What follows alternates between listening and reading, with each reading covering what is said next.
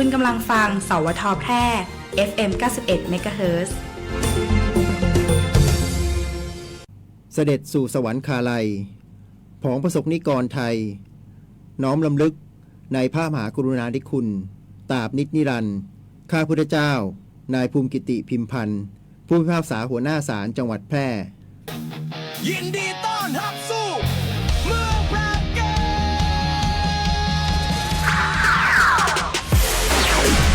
จังหวัดแพร่ขอเชิญร่วมเป็นเจ้าภาพที่ดีร่วมต้อนรับนักกีฬาจาก 15 จังหวัดภาคเหนือร่วมชมร่วมเชียร์การแข่งขันกว่า 45 ชนิดกีฬาในการเป็นเจ้าภาพจัดการแข่งขันกีฬาเยาวชนแห่งชาติรอบคัดเลือกภาค 5 ครั้งที่ 41 เมืองแพร่เกมระหว่างวันที่ 22 ถึง 31 มกราคม 2569 นี้และการแข่งขันกีฬาอาวุโสแห่งชาติรอบคัดเลือกภาค 5 ครั้งที่ 8 เวียงโกไสเกมระหว่างวันที่ 15 ถึง 22 กุมภาพันธ์ 2569 พลาดไม่ได้กับพิธีเปิดการแข่งขันสุดยิ่งใหญ่ตระการตาในวันพฤหัสบดีที่ 22 มกราคม 2569 ณ สนามกีฬาองค์การบริหารส่วนจังหวัดแพร่ติดตามข่าวสารการแข่งขันได้ที่เพจ Facebook เมืองแพร่เกมและเพจเวียงโกไสเกม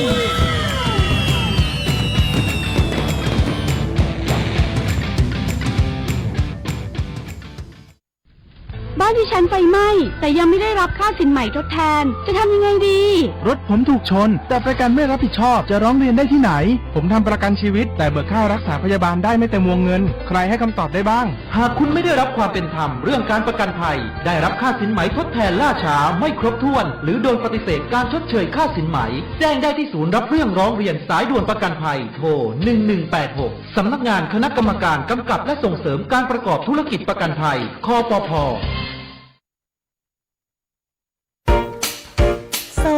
ช่วงนี้ฉันปวดหัวปวดตาจังเลยอะน้ำตาก็ไหลงานก็เยอะมากต้องส่งงานด่วนด้วยฉันจะทำยังไงดีล่ะเนี่ยเพื่อนรัก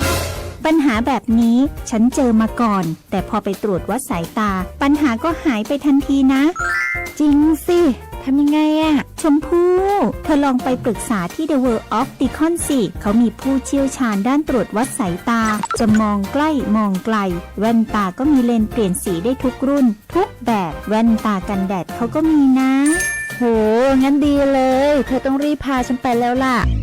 The World of Opticon รับปรึกษาปัญหาด้านสายตาตรวจวัดสายตาด้วยระบบคอมพิวเตอร์ที่ทันสมัยจำหน่ายแว่นตานาฬิกาทุกชนิดและคอนแทคเลนส์ทุกรุ่นหรือจะซ่อมก็มีช่างผู้ชำนาญงานละเอียดทุกขั้นตอนไปได้เลยที่ The World of Opticon ถนนภูเก็ตมุมแยกกาดน้ำทองที่จอดรถสะดวกสบายโทร0546279772เสริมสร้างศักยภาพให้ธุรกิจของคุณด้วยการแปรรูปสินค้าเกษตรสู่ฟิวเจอร์ฟู้ดติดอาวุธทางปัญญาให้พร้อมแข่งขันในตลาดยุคใหม่เรียนรู้ดูงานและต่อยอดกับผู้เชี่ยวชาญมืออาชีพกับโครงการลานนาฟิวเจอร์ฟู้ดสมัครง่ายๆผ่านแบบฟอร์มออนไลน์เพจ Facebook สำนักงานอุตสาหกรรมจังหวัดพะเยาสำนักงานอุตสาหกรรมจังหวัดเชียงรายสำนักงานอุตสาหกรรมจังหวัดแพร่และสำนักงานอุตสาหกรรมจังหวัดน่านหรือโทร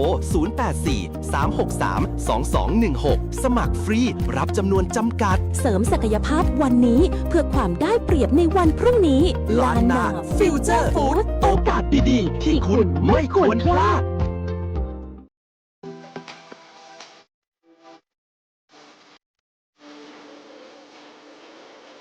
ครับหัวดื่มบอกครับปลอดภัยตลอดการเดินทาง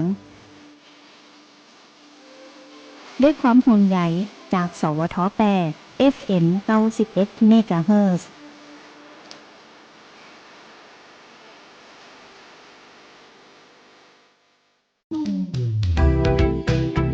คุณกำลังฟัง FM 91 MHz สถานีวิทยุกระจายเสียงแห่งประเทศไทยจังหวัดแพร่ให้ความรู้คู่ความสุข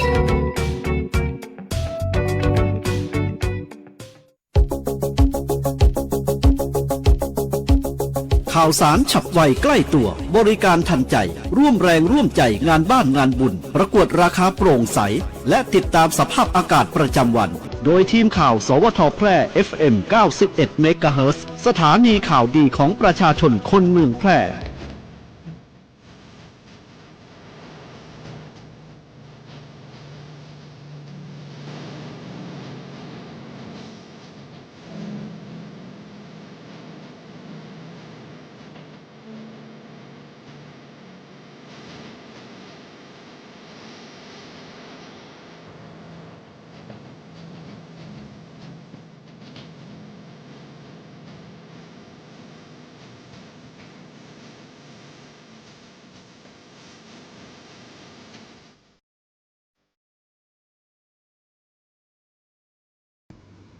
สวัสดีครับสถานีวิทยุกระจายเสียงแห่งประเทศไทยจังหวัดแพร่เสนอข่าวท้องถิ่นประจำวันจันทร์ที่ 10 พฤศจิกายน พุทธศักราช 2568 โดยมีหัวข้อข่าวดังนี้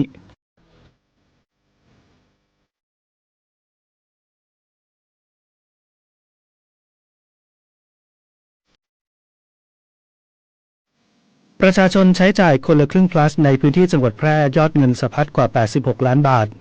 เจ้าหน้าที่ชุดปฏิบัติการพิเศษป่าไม้บูรณาการกำลังตรวจยึดไม้กระยาเลยแปรรูปในพื้นที่ป่าสงวนแห่งชาติกลุ่มอาชีพตำบลทุ่งกวาวร่วมแสดงความอาลัยจัดทำเสื้อสีดำพร้อมโบริบบิ้นดำแจกฟรีถวายเป็นพระราชกุศลกรุงเทพมหานครเปิดเผยข้อมูลประชาชนเข้ากราบถวายบังคมพระบรมศพวันแรกกว่า 8,000 คนรัฐมนตรีว่าการกระทรวงแรงงานสั่งเข้มออกใบอนุญาตทำงานให้ต่างชาติในไทยป้องกันแอบแฝงเป็นมิจฉาชีพต่อไปเป็นรายละเอียดของข่าว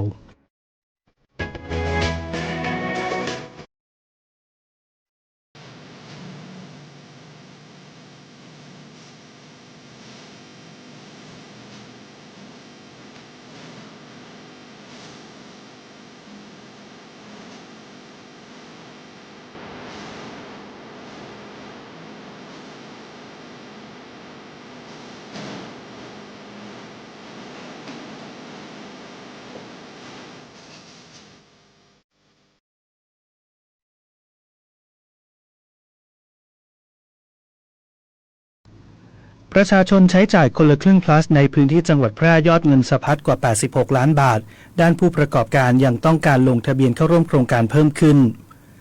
การใช้จ่ายของประชาชนที่ได้รับสิทธิจากโครงการคนละครึ่ง plus ในพื้นที่จังหวัดแพร่ซึ่งได้เริ่มใช้จ่ายมาตั้งแต่วันที่ 29 ตุลาคม 2568 รวมถึงการใช้จ่ายผ่านแพลตฟอร์ม Food Delivery ตั้งแต่วันที่ 7 พฤศจิกายนที่ผ่านมาจนถึงขณะนี้ได้รับการตอบรับจากประชาชนเป็นอย่างดีเกิดการใช้จ่ายในร้านค้าผู้ประกอบการและสถานบริการที่เข้าร่วมโครงการรวมถึงการสั่งอาหารออนไลน์เป็นจำนวนมากทำให้มียอดเงินหมุนเวียนในระบบแล้ว 86.90 ล้านบาทสำหรับการลงทะเบียนเข้าร่วมโครงการคนละครึ่ง plus ส่วนของร้านค้าในพื้นที่จังหวัดแพร่ยังคงมีร้านค้าผู้ประกอบการให้ความสนใจสมัครเป็นร้านค้าในโครงการโดยผู้ประกอบการได้เดินทางไปลงทะเบียนยืนยันตัวตนที่สาขาของธนาคารกรุงไทยในพื้นที่ซึ่งปัจจุบันมีจำนวนร้านค้าเข้าร่วมโครงการแล้ว 5,700 ร้านค้าแบ่งเป็นร้านค้าเดิม 4,790 ร้านและร้านค้าใหม่ 910 ร้านซึ่งมีทั้งผู้ประกอบการนิติบุคคลขนาดเล็กหรือไมโคร SME ผู้ประกอบการบุคคลธรรมดาที่เป็นร้านอาหารบริการนวดสปาร้านทำผมรวมถึงร้านธงฟ้าราคาประหยัดร้านค้าโอท็อปและร้านค้าวิสาหกิจชุมชน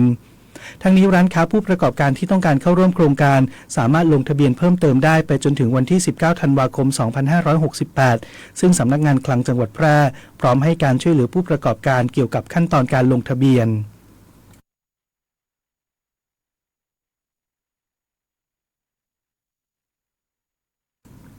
เจ้าหน้าที่ชุดปฏิบัติการพิเศษป่าไม้บูรณาการกำลังตรวจยึดไม้กระยาเลยแปรรูปในพื้นที่ป่าสงวนแห่งชาติรอยต่อจังหวัดแพร่จังหวัดน่าน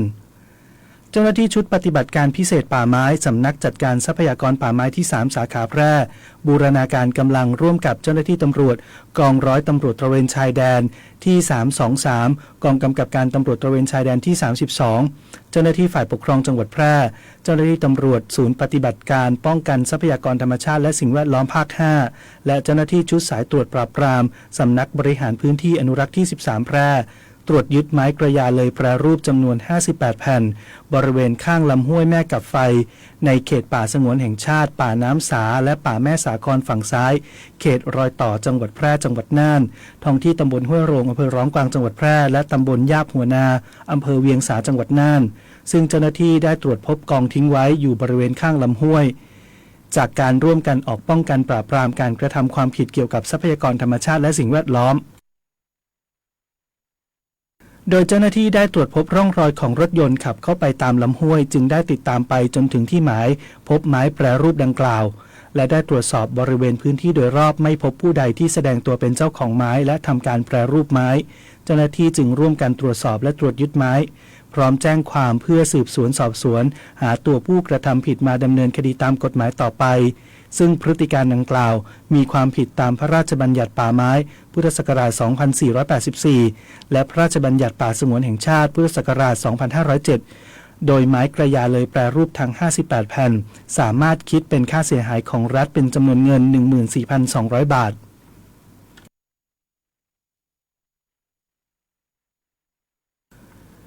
กลุ่มอาชีพตำบลทุ่งกวาวร่วมแสดงความอาลัยจัดทำเสื้อสีดำพร้อมโบริบบิ้นดำแจกฟรีถวายเป็นพระราชกุศลแด่สมเด็จพระพันปีหลวงณที่ทำการกลุ่มอาชีพตำบลทุ่งกวาวหมู่ที่ 6 ตำบลทุ่งกวาวอำเภอเมืองแพร่จังหวัดแพร่สมาชิกกลุ่มร่วมกับสมาคมสื่อสารมวลชนจังหวัดแพร่ได้ร่วมกันจัดทำเสื้อสีดำพิมพ์ข้อความขอเป็นค่ารองบาททุกชาติพร้อมประดิษฐ์โบริบบิ้นดำแจกจ่ายให้แก่ประชาชนในพื้นที่ตำบลทุ่งกวาวเพื่อเป็นสัญลักษณ์แห่งการร่วมแสดงความอาลัยและน้อมรำลึกในพระมหากรุณาธิคุณอันหาที่สุดมิได้ของสมเด็จพระนางเจ้าสิริกิติ์พระบรมราชินีนาถพระบรมราชชนนีพันปีหลวงด้านนายสมชายแสงสร้อยตัวแทนกลุ่มอาชีพตำบลทุ่งกวาวกล่าวว่าในฐานะประชาชนคนไทยรู้สึกซาบซึ้งในพระมหากรุณาธิคุณของสมเด็จพระนางเจ้าสิริกิติ์พระบรมราชินีนาถพระบรมราชชนนีพันปีหลวงและเมื่อทราบข่าวการเสด็จสวรรคตจึงได้ร่วมกับสมาชิกในชุมชนจัดทำเสื้อสีดำขึ้นจำนวน390ตัวเพื่อถวายเป็นพระราชกุศลแสดงออกถึงความจงรักภักดีความร่วมมือและความผูกพันของประชาชนตำบลทุ่งกวาวที่มีต่อสถาบันพระมหากษัตริย์โดยทุกคนต่างน้อมสำนึกในพระมหากรุณาธิคุณอันยิ่งใหญ่ที่ทรงมีต่อแผ่นดินไทย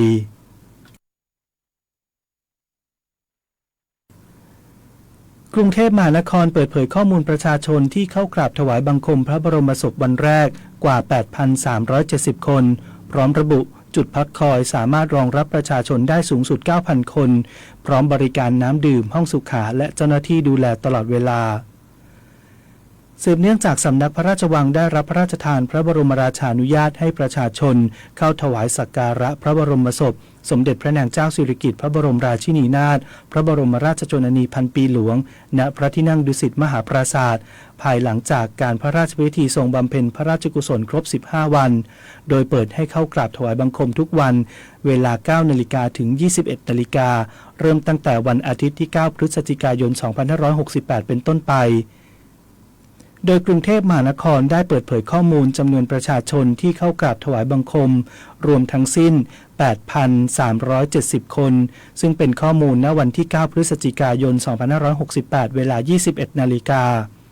ในการนี้กรุงเทพมหานครได้จัดเจ้าหน้าที่และจิตอาสาร่วมกันปฏิบัติหน้าที่ดูแลความเรียบร้อยและอำนวยความสะดวกอย่างรอบด้านทั้งการจราจรการแพทย์ฉุกเฉินการรักษาความสะอาดและความปลอดภัยรวมถึงจัดเจ้าหน้าที่และอาสาสมัครประชาสัมพันธ์คอยแนะนำจุดบริการจุดพักคอยและเส้นทางเข้าออกอย่างเป็นระบบซึ่งจุดพักคอยสามารถรองรับประชาชนได้สูงสุด 9,000 คนพร้อมบริการน้ำดื่มห้องสุขาและเจ้าหน้าที่ดูแลตลอดเวลาเพื่อให้การเข้ากราบถวายบังคมพระบรมศพเป็นไปด้วยความเรียบร้อยและสมพระเกียรติ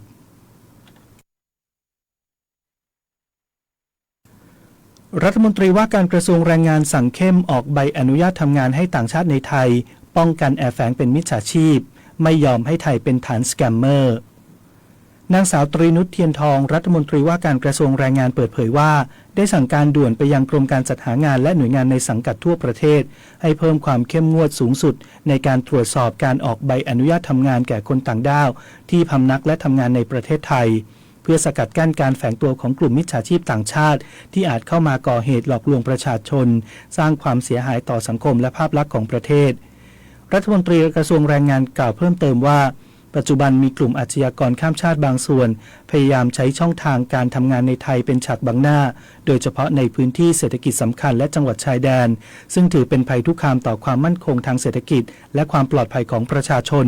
จึงได้สั่งการให้กรมการจัดหางานตรวจสอบเอกสารหลักฐานอย่างละเอียดรอบคอบประสานความร่วมมือกับหน่วยงานด้านความมั่นคงและสำนักงานตรวจคนเข้าเมืองเพื่อคัดกรองแรงงานต่างชาติให้รัดกุมที่สุดโดยย้ำว่ารัฐบาลให้ความสำคัญกับความปลอดภัยของประชาชนและจะไม่ยอมให้ประเทศไทยเป็นฐานของกลุ่มสแกมเมอร์หากพบว่ามีต่างชาติใช้ช่องทางใบอนุญาตทำงานเป็นเครื่องมือในการก่ออาชญากรรมหรือเกี่ยวข้องกับขบวนการหลอกลวงออนไลน์ให้ดำเนินการเพิกถอนใบอนุญาตและส่งมอบให้เจ้าหน้าที่ดำเนินคดีโดยไม่ละเว้นกระทรวงแรงงานจะทำงานร่วมกับทุกหน่วยเพื่อป้องกันและปราบปรามการใช้ใบอนุญาตทำงานในทางมิชอบอย่างจริงจัง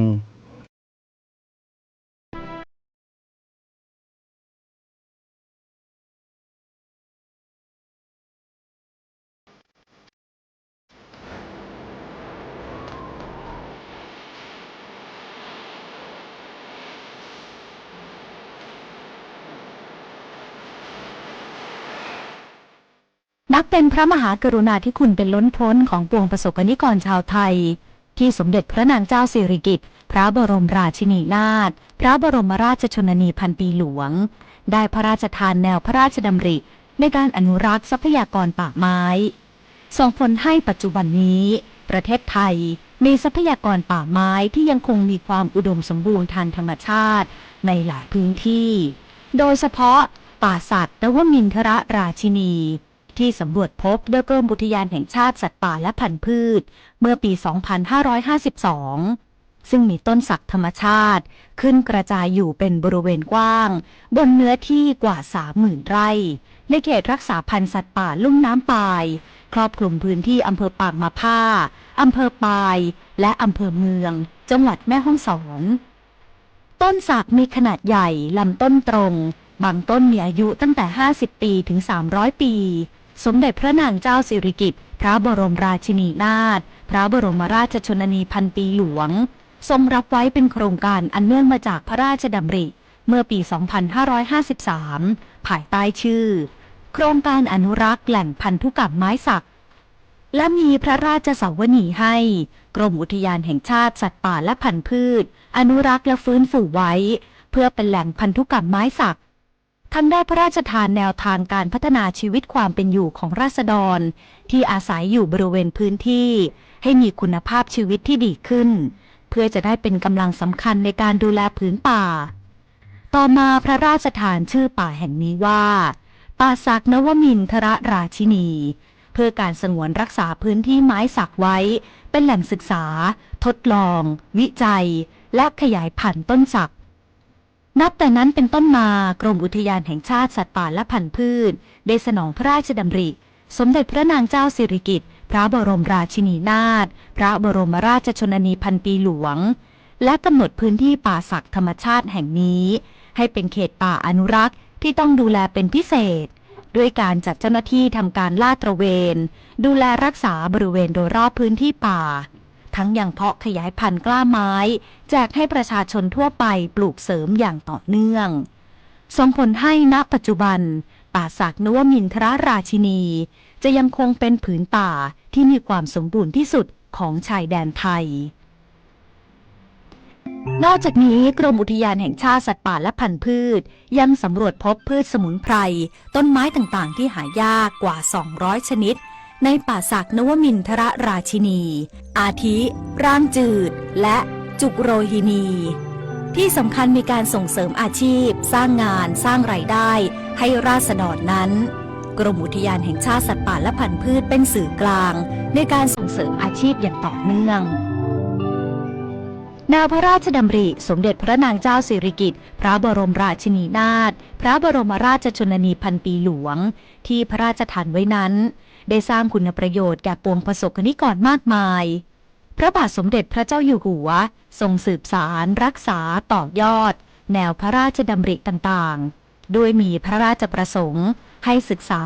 และน้อมนำไปสู่การปฏิบัติจริงเช่นพระราชดำริการอนุรักษ์ทรัพยากรป่าไม้ซึ่งประสบผลสำเร็จไปตามวัตถุประสงค์ตามพระราชสวนี และจากความอุดมสมบูรณ์ทางธรรมชาติของป่าสากนวมินทรราชินีส่งผลให้ลำน้ำต่างๆหลายสายในจังหวัดแม่ฮ่องสอนมีน้ำไหลตลอดอาทิลำน้ำแม่สง่าที่ไหลผ่านบริเวณพื้นที่โครงการพระราชดำริบางตอง3ตำบลหมอกจำแปสามารถช่วยให้เกษตรกรชาวจังหวัดแม่ฮ่องสอนมีน้ำใช้ทำการเกษตรได้ตลอดทั้งปี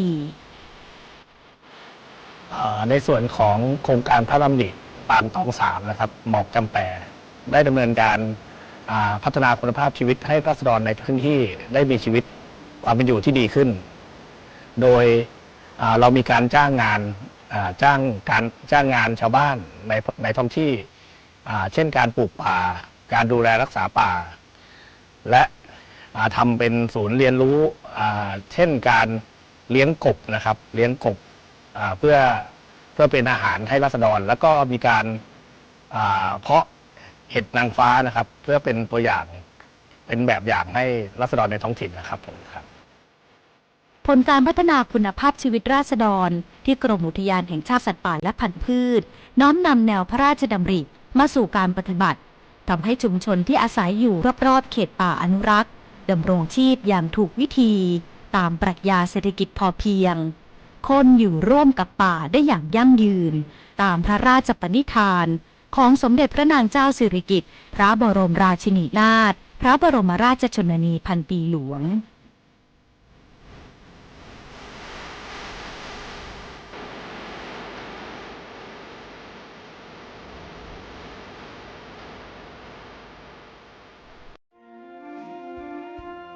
ข้าพเจ้านางวราลักษณ์แสงด้วงรัศกนิกรชาวจังหวัดแพร่ขอแสดงความอาลัยแด่สมเด็จพระนางเจ้าสิริกิติ์พระบรมราชินีนาถพระบรมราชชนนีพันปีหลวงพระองค์ทรงเป็นแรงบันดาลใจให้ข้าราชการทุกคนทำงานด้วยหัวใจแห่งความรับผิดชอบและเสียสละข้าพเจ้าขอสืบสานในการทำความดีเพื่อประโยชน์ของแผ่นดินและประเทศชาติต่อไปค่ะ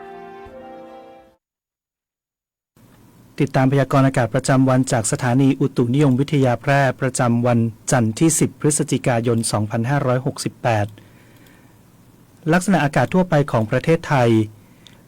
ตอนบนมีฝนลดลงแต่ยังคงมีฝนฟ้าคะนองบางแห่งเนื่องจากหย่อมความกดอากาศต่ำปกคลุมด้านตะวันตกของภาคเหนือและประเทศเมียนมาขอให้ประชาชนในบริเวณดังกล่าวระวังอันตรายจากฝนฟ้าคะนองส่วนเกษตรกรควรป้องกันและระวังความเสียหายที่จะเกิดต่อผลผลิตทางการเกษตรสำหรับภาคใต้ยังคงมีฝนฟ้าคะนองเกิดขึ้นได้เนื่องจากมีลมตะวันตกเฉียงใต้พัดปกคลุมทะเลอันดามันภาคใต้และอ่าวไทยส่วนคลื่นลมบริเวณทะเลอันดามันมีกำลังปานกลางโดยมีคลื่นสูง 1-2 เมตรบริเวณที่มีฝนฟ้าคะนองคลื่นสูงมากกว่า2เมตรอ่าวไทยมีคลื่นสูงประมาณ1เมตรบริเวณที่มีฝนฟ้าคะนองคลื่นสูงมากกว่า3เมตรขอให้ชาวเรือเดินเรือด้วยความระมัดระวังหลีกเลี่ยงการเดินเรือในบริเวณที่มีฝนฟ้าคะนองอันหนึ่งพายุไต้ฝุ่นฟงวองบริเวณประเทศฟิลิปปินส์มีแนวโน้มจะเคลื่อนขึ้นไปทางทะเลจีนใต้ตอนบนและช่องแคบไต้หวันในช่วงวันที่ 12-13 พฤศจิกายนนี้โดยพายุนี้ไม่เคลื่อนเข้าประเทศไทยขอให้ผู้ที่จะเดินทางไปบริเวณดังกล่าวตรวจสอบสภาพอากาศก่อนออกเดินทางในช่วงวันดังกล่าวไว้ด้วยพยากรณ์อากาศบริเวณภาคเหนืออากาศเย็นในตอนเช้าโดยมีฝนฟ้าคะนอง40%ของพื้นที่ส่วนมากบริเวณจังหวัดแม่ฮ่องสอนเชียงใหม่เชียงรายลำพูนลำปางพะเยาและตากอุณหภูมิต่ำสุด 21-24 องศาเซลเซียสอุณหภูมิสูงสุด 28-33 องศาเซลเซียสบริเวณยอดดอยอากาศเย็นถึงหนาวอุณหภูมิต่ำสุด 11-16 องศาเซลเซียสลมแปรปรวนความเร็ว 10-15 กิโลเมตรต่อชั่วโมงพยากรณ์อากาศบริเวณจังหวัดแพร่มีฝนฟ้าคะนอง30%ของพื้นที่ทัศนวิสัย 2-10 กิโลเมตรลมแปรปรวนความเร็ว 10-15 กิโลเมตรต่อชั่วโมง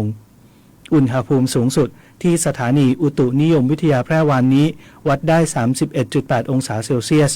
อุณหภูมิต่ำสุดที่สถานีอุตุนิยมวิทยาแพร่เช้าวันนี้วัดได้ 23.3 องศาเซลเซียสคาดว่าอุณหภูมิสูงสุดวันนี้ประมาณ 32 องศาเซลเซียสคาดว่าอุณหภูมิต่ำสุดเช้าพรุ่งนี้ประมาณ 23 องศาเซลเซียสบริเวณยอดดอยอากาศหนาวอุณหภูมิต่ำสุด 9-15 องศาเซลเซียสปริมาณน้ำฝนตั้งแต่เวลา 7 นาฬิกาวันนี้ จนถึง 7 นาฬิกาของวันนี้วัดได้ 2.9 มิลลิเมตรวันนี้ดวงอาทิตย์ตกเวลา 17 นาฬิกา 44 นาทีวันพรุ่งนี้ดวงอาทิตย์ขึ้นเวลา 6 นาฬิกา 23 นาทีจบการเสนอข่าวท้องถิ่น